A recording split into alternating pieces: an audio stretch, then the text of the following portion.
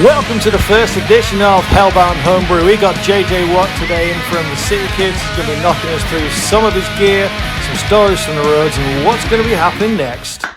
All right, John, mate, how are you doing? I'm very good. How are you? Very good. I'm excellent, despite all of this. But I can't remember. We had, apart from that time I came up and picked up guitar from you, when was the last time we crossed paths? The last time we crossed paths was Before that. that charity show that we played at when I played with Babylon, which is Yeah. I can't remember the name of it now. KR Rocks, that was the one. That was it. Yeah. Yes. Best in place. Before that, it was bloody ages. Was it when you were on your fishnets? It might have been, yeah. Yeah. I think we met once after that, and there was not very much eye contact going on. It was a long night, but you pulled it off well. Wasn't it? Yeah, that was the one. Yeah, tough of Leeds. Right, so you've been in like every band. You're in shitloads of bands now. Psycho Babylon, City Kids, Main Grains, and Spill 16. I'm sure you got some more. Anti-Passion, Sweet Teas. Yeah. Main Grains is kind of on its. That's kind of away now. But who knows down the line what will happen there. I think Psycho Babylon's kind of on a bit of a hiatus as well, suffering from COVIDness like everything else, I think. Well, yeah, that's it. I mean, everyone's. Have you even got out to do any jamming when we were allowed? The City Kids managed one rehearsal, but Dennis couldn't get in because he's in Denmark way, somewhere near Copenhagen. Right. So me, Bertie, and Dave, we went on a big session, and that was brilliant. But that's literally the only time we've got together. The four of us haven't been in the same room together yet, still. And you're on album number 2. That's the weird thing, because you were on bass in Psycho Babylon, you were on rhythm guitar in the Grains, and now you're up front. Yeah, not on the first album, but on this. Well, yeah, on this new album, I'm even dabbling in some lead. Oof. Not very much, because it's wonderful. So there's no. I've been lucky when I've been playing guitar in bands. I've been playing with people who are really, really good. Yeah. And part of me thinks, well, I could play something here, but whatever they do will be better. So leave them to it. So you don't get that fighting with guitarists going, no, I want to do the solo. No, you do the solo. You can have it, mate. I'll do a bend to the song. That's all you need sometimes. It's the passion. Yeah. I mean, on some of it. Sometimes I do, sometimes I don't, I suppose. Yeah. Fair enough. If I come up with something, I mean, I think, writing this new stuff, we've maybe 25, 30 songs kicking about in various stages. Yeah. There's a couple of them where I've kind of gone, I usually just record some noodly bit.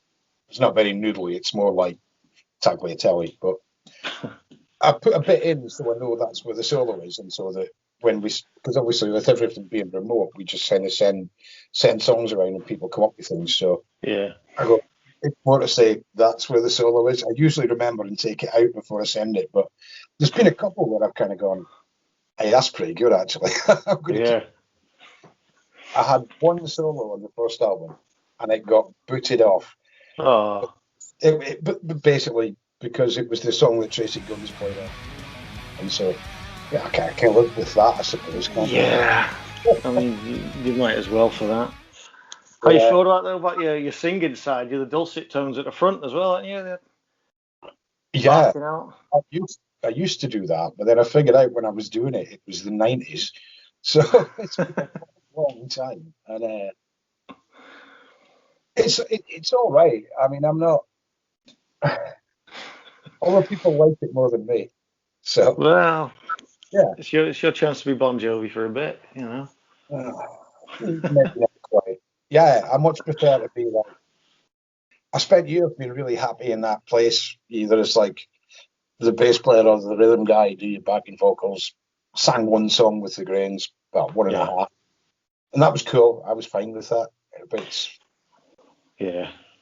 it's been over a year now, and I'm noticing with the tracks that we're doing now that my voice is better than it was. Maybe because I'm using it all the time. Get into it. Yeah, because I think we threw the first one out, and it's like, is anybody going to like this? Fortunately, they did. So it kind of gives you a bit of confidence to try more. So I think that's what I'm doing. It's like, it's better. It's growing. So it's interesting. It's quite the confidence boost. Yeah, I mean, the feedback on it's been good, hasn't it? You've had a lot of exposure from it. Very frighteningly good. It's really nice. Especially since I kind of wrote all the first album, and some of it was stuff that had been lying around for ages. Some of it was writing with a view to doing it with Grains, and there's like 3 brand spanking new ones that were on it. That's why it's called Things That Never Were, because they were all demos that never happened. So right, yeah. That's a cool name. Right. Yeah, it works. So yeah, it's been I think it's been a proper buzz for all of us. It started off just kind of trying to do stuff, but then when we got the 4 of us, we all sort of, Bertie got the call because he's my mate and he's an awesome bass player. So, and we've been speaking about doing something for 10 years or something daft like that now. So, Psycho Babylon, we were supporting Warrior Soul, and I met Dennis. He ate my pies, literally. My Scottish pies, and I'd been so giddy when we got to Edinburgh for the Barrowman show. And I came up after our set, and he sat munching pies, and I'm like, dude, they're mine. He's like, they're so tasty. And I'm like, I know. He's like, I'll owe you some beers. And I'm like, oh, why don't you throw a guitar solo down it? So, I thought, I'll get a guest guitar solo off him for it. Yeah, fair enough. Same with that.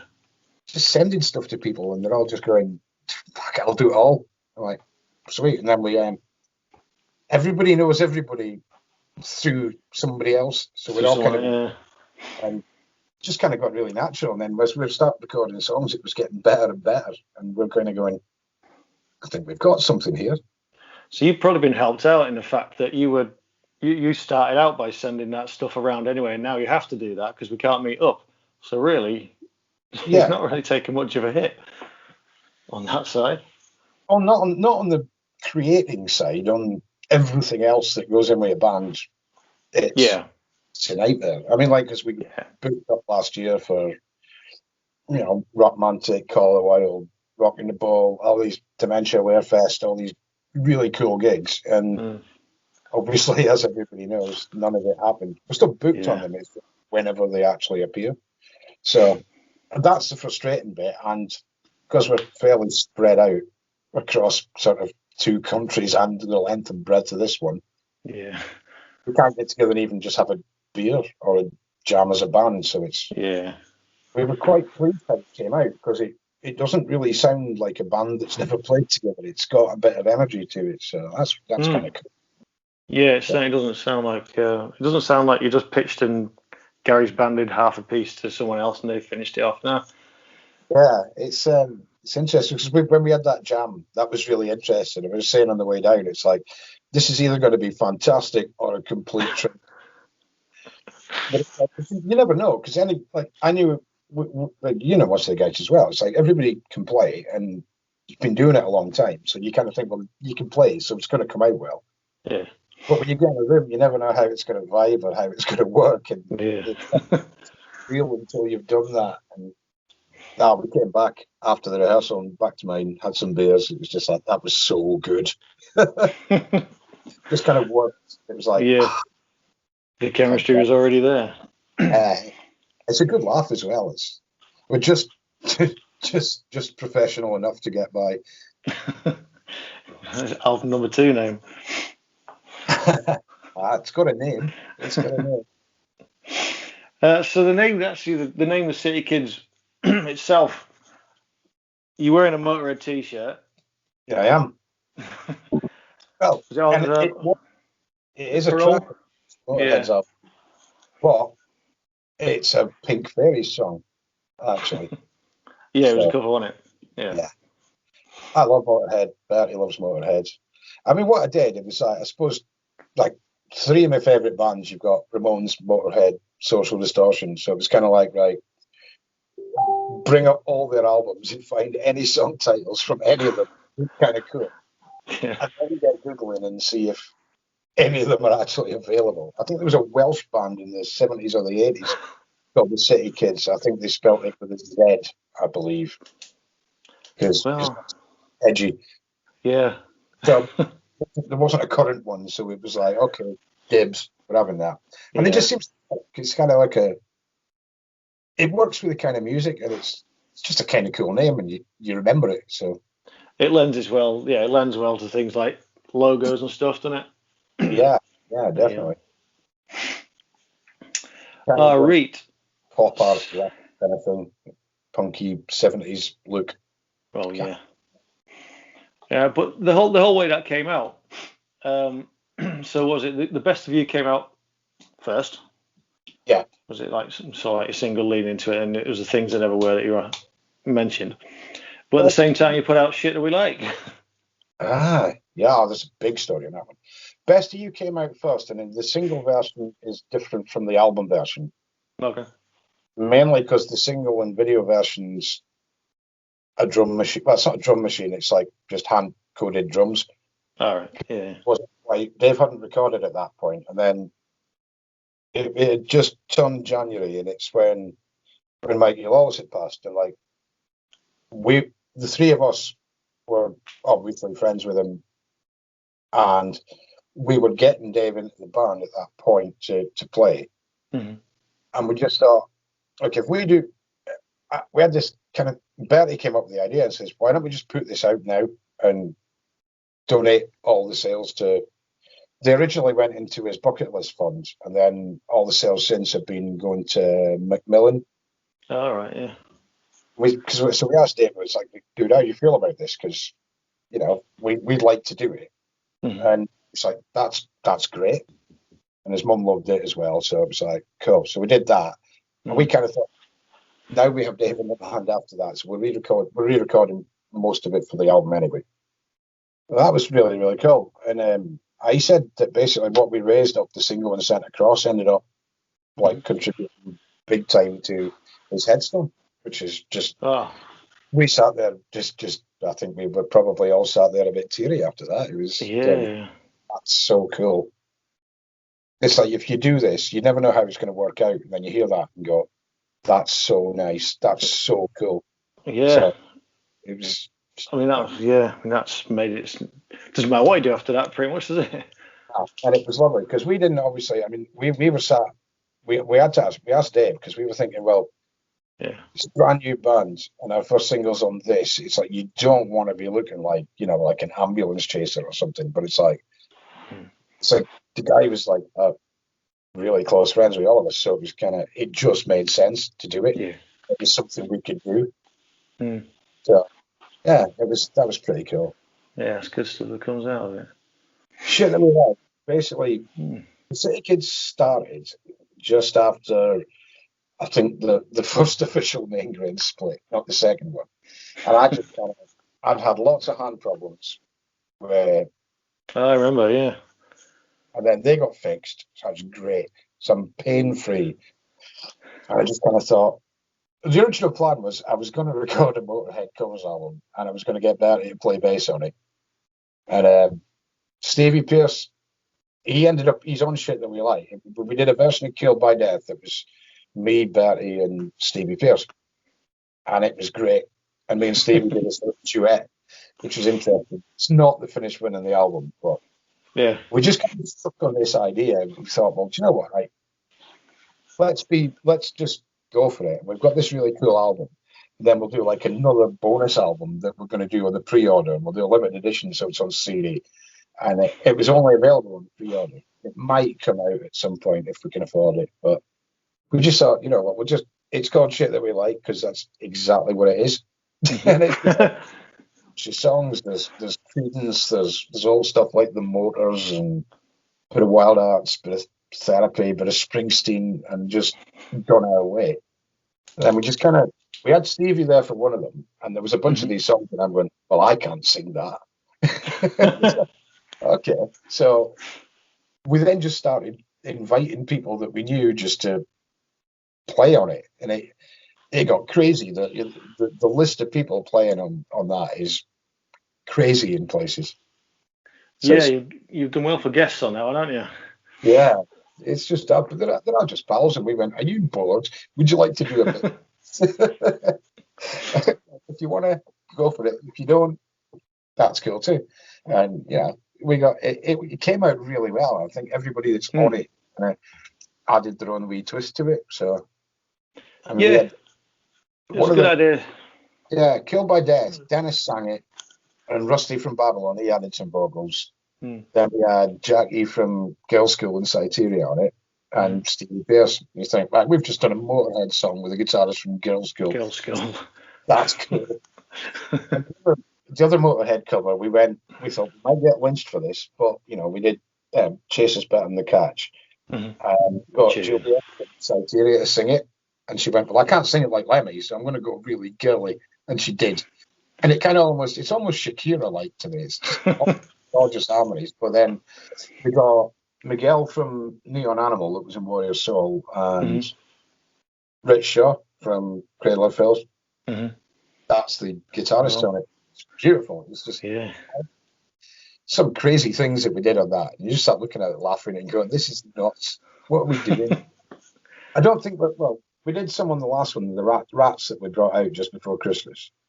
Yeah, I suppose we've got to come on because you're guesting on that as well with Suicide Notes. Yeah, well, they did. Billy sang Rats, and Alex did guitar on the album version of the album. And originally they did. Well, Alex is still on it. Billy's doing backing vocals, but Billy did a verse for Round and Around, which was also on that album. But Billy's lead vocals got bumped for Corey Clark on the album.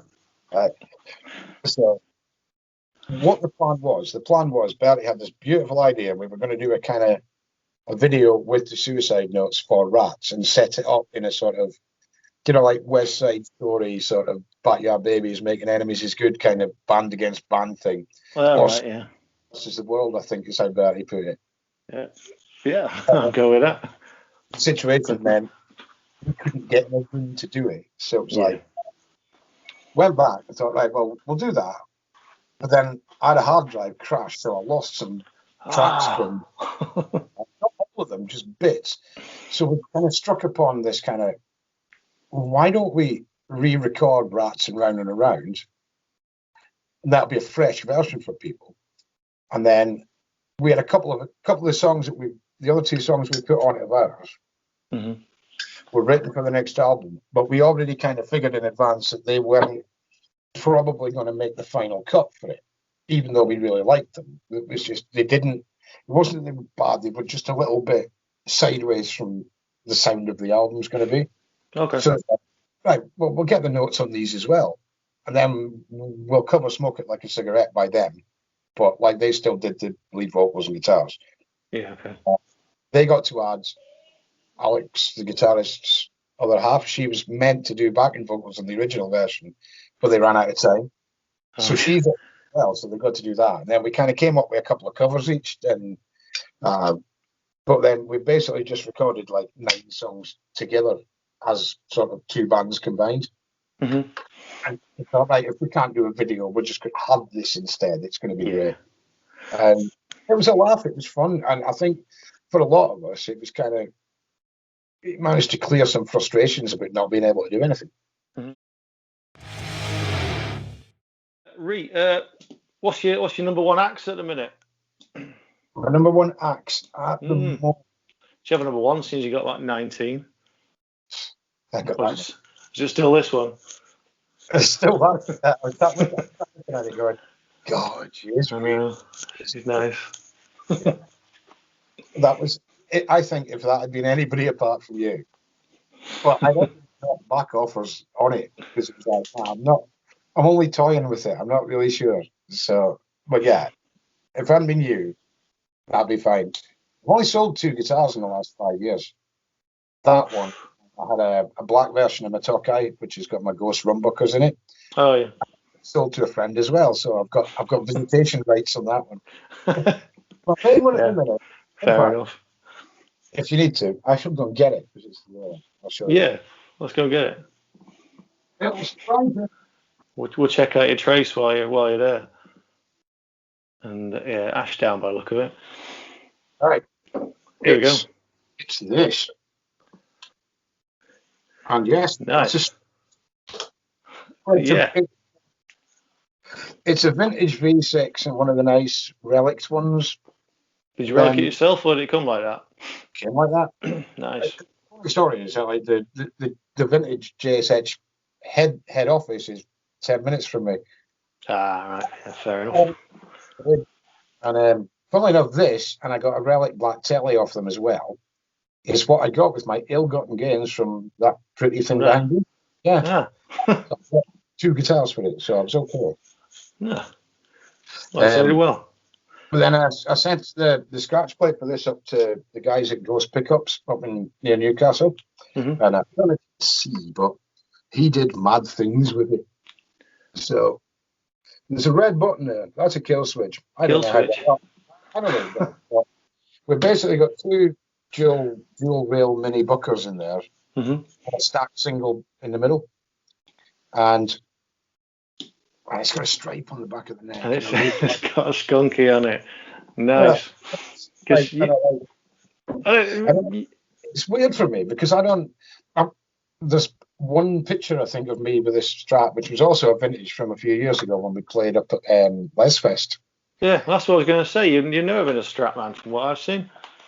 My main guitar is still my white Tokai Love Rock, but I love that, and it always will be. I mean, I've got that. I've got a PRS Tremonti, which is lovely because it's black. It doesn't have a whammy bar, and it's got the birds on the neck, and that's all I cared about. Fair enough. But I picked it up for £100, and it came with Seymour Duncan JBs instead of the heavy metal pickups. So I was like, in. I thought if I don't like it, I'll keep the pickup to sell the guitar. I've got the telly, which I like as well. I like tellies and Les Pauls, but I've never been a Strat guy at all. But this one, when I got the Ghost stuff back, I sent my scratch plate up, and he went nuts with it and sent it back. So I've been playing it, and it plays so nice. Mm. I almost feel like a guitarist when I'm playing it. And sometimes it just falls well for you, doesn't it? Everything just balances, and it's just comfy. It doesn't sound like a Strat, which probably helps, but yeah. I mean, but I know for a fact that it's like as much as like I'll sit there and record the albums with my Strat and my telly and things. The first gig we do as City Kids, I'll play my white Les Paul, and I will because I know it stays in tune. I know it always works, and I love it. And it's like a safety blanket. Yeah, start off with what you know. That's another reason you got that one, because it's so pretty. But it was sat in a rack, even at gigs. So yeah, played it a few times. Didn't enjoy it. But... Oh, it's just mega comfy. It sits at a nice height. Yeah. I think the thing I've got with it is the same thing as I've got with 335s and things, in that I absolutely adore them, but I'm not very tall. So it's that kind of Malcolm Young big guitar thing. Hiding behind it. Yeah. It just feels big. And I look at it and go, well, it's down at my knee, but it's still over my waist. Well, yeah, it's a good, 1.5 wide. I think you need to be taller to play those kind of guitars and still look really cool. It's just a little bit big. It's the same when I'm playing bass, why I can't play a Thunderbird, because I'm like that. It's like, oh, yeah. Especially then neck heavy as well, aren't they? Yeah. So, I mean, bass is simple for me because I play Spectre basses. Played them for 20 years. Deal with them for 15. So it was Mikey Innes played Spectre basses through an Ampeg, and I went, oh, that's nice. 96 at some point played them. Rex from Pantera played them, and then you're just looking at them going, they're great. I was in a car crash about 15 years ago and got in touch with Spectre, and then went, I've had all this compensation and I want something really nice, and I got a Reebok 5 sent over from them. Been with them ever since, and the current one I've got looks like a Thunderbird, but it's the guy from Five Finger Death Punch's signature, and I got a great deal on it. but it's basically like an NS, but it looks a bit like a Thunderbird, but it's smaller. Fits in a normal size base case, and when I play it, it's huge. So I really like that. And it's got a knuckle duster on it. Yeah, the one behind me is like an old one from years ago, like 20-year-old, which I got back up, but it's very nice too. What do you need? Amp-wise, I've got my Black Star for my guitars, which we've souped up with the City Kids logo from the wonderful late Dave Carr, who basically made them for all of us. We've got speaker grills as well. Oh, cool. And I got that because I've gone through all sorts of amps.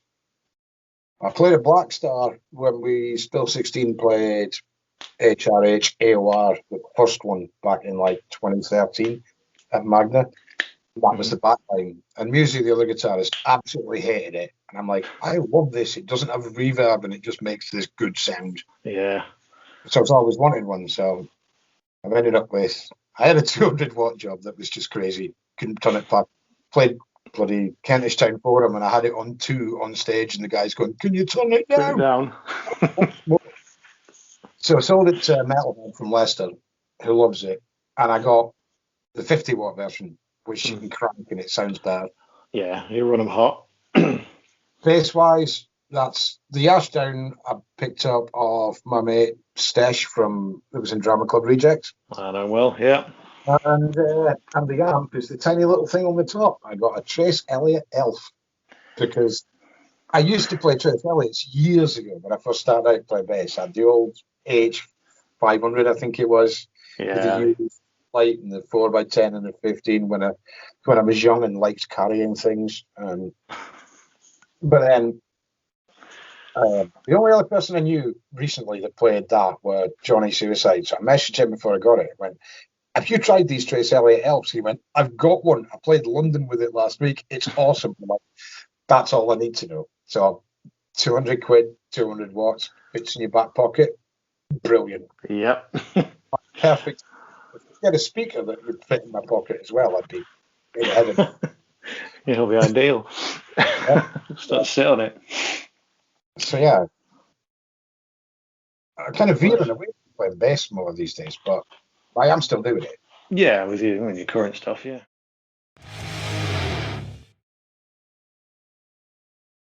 Let's hit the quick 5, what we at Hellbound call the 5 at dawn. Okay. These are quick 5 questions. You can give one answer, you can give a sentence, whatever you want. Okay.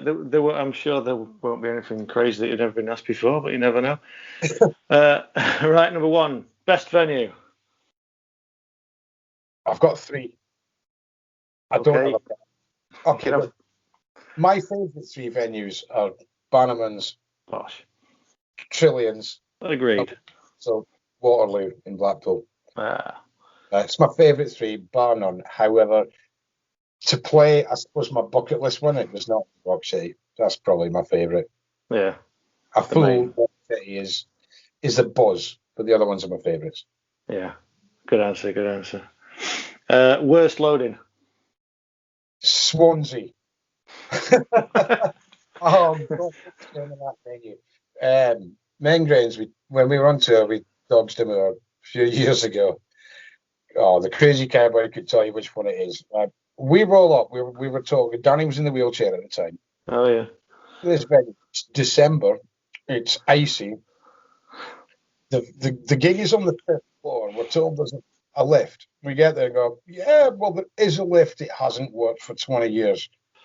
Right? We had to carry Danny and his wheelchair through the venue and up. But the actual loading was up an icy fire escape. Oh, nice. Bar none. There's no... and would it be Sin City? Sin City in Swansea. Is that shame? I've heard of that. Yeah. It was horrible. The loading. It was horrible. Yeah. We'll do that one for future. Yeah. Worst live moment?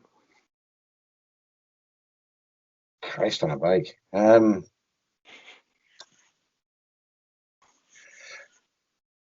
My worst live moment was at one of my favourite venues, which would be Waterloo in Blackpool. Maingrains played there. It was a headline job. Brilliant night. Crowd loved it. It was a nightmare for me because we kind of got there early doors. I'd not been very well. I hadn't eaten. Danny turned up with a bottle of Jack and a bottle of Jägermeister. Nice. The Jägermeister was gone before we played, and I was drunker than I think I've ever been before I played. Yeah. And it was sloppy and unprofessional. And for me, that was the worst bit. Yeah. So the crowd loved it. So it was like, in a sense, I got away with it. You've got away with one. For me, inside that hurt. That was shameful for me. Yeah, you don't think you're as good as you could have been. Yeah. Definitely wasn't. Well, fair enough. Loudest crowd. Loudest crowd was what used to be the Barfly in London the second time Maingrains played Camden Rock Festival. So that'd be about 2017, 2018. Mm-hmm. And we went on right after Massive Wagons. It was stupid crazy hot. It's where we did our first proper gig in 2015, 16. Which was Warrior Soul and the Black Bullets. And it kind of felt like coming home, but we just walked out and the roar was insane. It was either that or when we played Nottingham Rock City, but I think there was more people at Rock City, but I'd probably tip it to that Barfly show. It was so loud. It was one of them where your hairs are just stood up all the way through. Well, they're right in your face as well there, aren't they? I mean, you couldn't even pretend to be mean and moody. You just cheesy shit-eating grins. Oh, it was absolutely brilliant. And grimace it. Yeah. All right, and last one. First thing you do when you finish and you get off. When I finish what? A gig? Yeah, when you finish your gig, you get off stage. What's the first thing you do? Sit down. Sit down. Well, actually, to be fair, for me, it's probably bugger off backstage. I've been really lucky in like all the gigs I've done way recently. We haven't been responsible for our own gear. We've always had guys doing that. So, we're really lucky. What it is, it's usually, the routine goes, toilet, smoke, sit down. In that order? Towel off, because you're getting old, and then go and see people. Banging stuff. Great, nice one. All right, cheers, John. Thanks for joining us. Enjoyed that. That wasn't too cool. Happy? No, it wasn't too bad. If you want to let us know of anything you want, if you want to say anything extra, you got anything more you want to plug for us, we'll stick all the links up at the end. What do I want to plug? Right, yeah, watch this. I've got product placement as well. I want to plug this, which there we go. You can see it's a Damaged Rose single. We did this, the guys from Dementia Warefest, we've known them for forever, and Rich lost his better half. Mm-hmm. So they had this idea to do a single. So we did. And I kind of said, right, they're talking about it. I said, well, I've got the facilities here to make that happen. And I know people. They wanted to do a Van Halen cover. So it was literally we started this about 2 weeks before he died as well. So I kind of hooked some people. They hooked in some people. We've done this single. It's on the internet. And it's selling brilliantly and raising a ton of money for Macmillan Cancer. Brilliant, yeah. It's got guys from like Midnight City, Massive Wagons, Tomorrow is Lost, bunch of really Beth Blade, bunch of 30s on it, just a bunch of really cool people all got together and made it happen, and that's really cool. I want to plug that. We'll do that. We'll stick the link up so people can get. I think they can get it online somewhere. Yeah, they have a Bandcamp site set up. There's T-shirts as well. Damaged Roses T-shirts. Dementia Wear T-shirts. The artwork for the single as well, that was Billy T from the Suicide Notes. It all makes sense. All of it's wonderful. It was really nice to be involved. It was the most awful thing I've had to try and produce because it was like 28 vocal tracks and track, and that was craziness. It got there in the end and it sounds really good. Really something to be proud of, I think. So cool. Grand, will stick it up. Nice one. Right, John. Thank you very much. Indeed. And, I guess we'll see you when we see you. We will. Likewise, yeah. Whenever Maybe it'll, stage if we're lucky. yeah, at some point.